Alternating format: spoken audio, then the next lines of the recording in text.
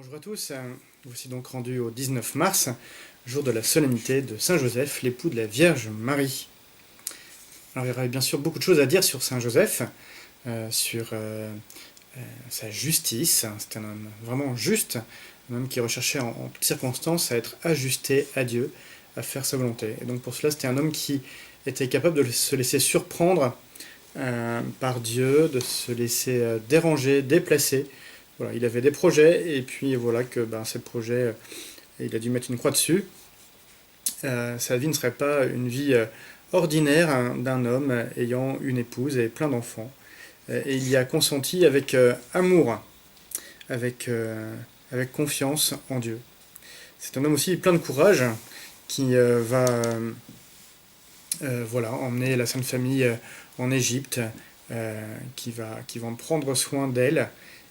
C'est un homme aussi donc, qui est vanté pour sa capacité à prendre soin, et c'est pour cela que Saint Joseph est dit être le patron, le saint protecteur de l'Église, à côté de la Vierge Marie. Voilà, donc plein de choses à dire sur Saint Joseph, mais j'avoue que dans ce climat qui est le nôtre, de cette épidémie, dans ce climat un peu anxiogène, la première chose qui m'est venue ce matin à mon réveil, c'était pas Saint Joseph le juste, Saint Joseph le protecteur, c'était Saint Joseph patron des mourants. Pourquoi cela? Eh bien parce que depuis tout petit, je vais dans une église en Bretagne, et que quand on entre dans l'église par la porte de côté, juste en face, on a un vitrail à Saint Joseph, patron des mourants. Et depuis tout petit, ce vitrail m'impressionnait beaucoup.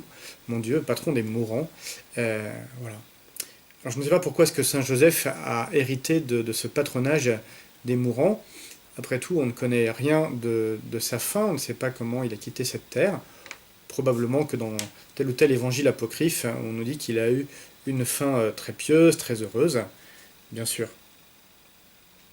Une bonne mort, en tout cas, pour nous, un chrétien, ce n'est pas une mort dans son sommeil sans s'en rendre compte. Aujourd'hui, c'est souvent ce que la plupart de nos contemporains désirent. Voilà, on est vivant, et puis pouf, on meurt sans s'en rendre compte. Une bonne mort pour nous, chrétiens, au contraire, c'est être capable de se préparer, capable de regarder la mort venir en face, d'avoir le temps de se préparer, souvent en compagnie d'un prêtre, pour pouvoir se confesser, recevoir les derniers sacrements.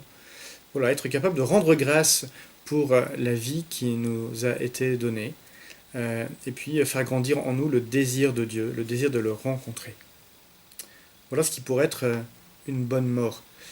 Mais je crois surtout qu'une bonne mort, c'est une mort qui nous saisit en étant vivant. Non pas dévasté, non pas terrassé, non pas voilà, anéanti déjà par la perspective de la mort, mais qui nous trouve voilà, debout, droit, prêt à l'affronter. Je me souviens de ce qu'un de nos professeurs au séminaire nous avait raconté d'une expérience que des religieuses lui avaient donné de vivre. Cette congrégation de vieilles religieuses était sur le point de fermer, et notre professeur avait été invité par ces religieuses à venir prêcher une retraite sur le thème « Venez nous aider à être trouvées vivantes à l'heure de notre mort ». Eh bien je crois que c'est cela une bonne fin, c'est cela une bonne mort, c'est être trouvé vivant à l'heure de sa mort. Et être trouvé vivant, eh bien c'est vivre jusqu'au bout les vertus de la foi, les vertus de l'espérance, les vertus de la charité. Être trouvé vivant à l'heure de sa mort, c'est décider dès maintenant de vouloir vivre une belle et grande vie, selon l'Évangile. De prendre au sérieux l'Évangile du Christ et de vouloir le vivre, même au milieu des difficultés de notre existence, et cela jusqu'à l'heure de la mort. Une bonne mort, hein, donc, c'est une mort qui nous trouve vivants, prêts à passer dans la vie éternelle. Dès lors, dans cette fête de Saint Joseph, dans ce climat, dans ce contexte qui est le nôtre, eh bien, nous pouvons prier pour tous ceux qui vont connaître, hélas, la mort dans les jours qui viennent. Nous pouvons aussi prier pour ceux qui ne passeront pas par la mort. La grande majorité d'entre nous, et c'est plutôt heureux. Prions pour que nous vivions des vraies vies, non pas des ombres de vie, que nous ne soyons pas des ersatz de vivants, que nous soyons vraiment des vivants. Cette période de confinement, elle nous permet de nous recentrer sur l'essentiel. Qu'est-ce que je veux vivre? Qu'est-ce qui est important dans ma vie? Finalement, je redécouvre que ma famille, elle est importante pour moi, et probablement plus que ces heures et ces heures que je passe au boulot. Peut-être qu'au cœur de mon boulot, je redécouvre des choses importantes, des choses qui donnent sens à mon existence. Voilà, posons-nous la question en ces heures de confinement. Comment vivre et comment vivre plus intensément? Comment vivre d'autant plus l'Évangile? Comment vivre une vie qui nous laisse vivants, même à l'heure de notre mort? Alors oui, que le Seigneur nous inspire par l'intercession de Saint Joseph. Saint Joseph est celui qui avait reçu la mission d'éduquer Jésus avec la Vierge Marie. Et bien certainement que Joseph a transmis à Jésus ce goût d'une vie pleine, d'une vie bonne, d'une vie entière, d'une vie qui ne soit pas passée à côté de la vie, une vie qui trouve son sens dans l'amour, et dans l'amour uniquement. Alors que Saint Joseph vienne nous éduquer, nous aussi, qu'il nous apprenne, comme il l'a appris à Jésus, à aimer en toutes circonstances et à trouver le sens de notre existence dans cet amour.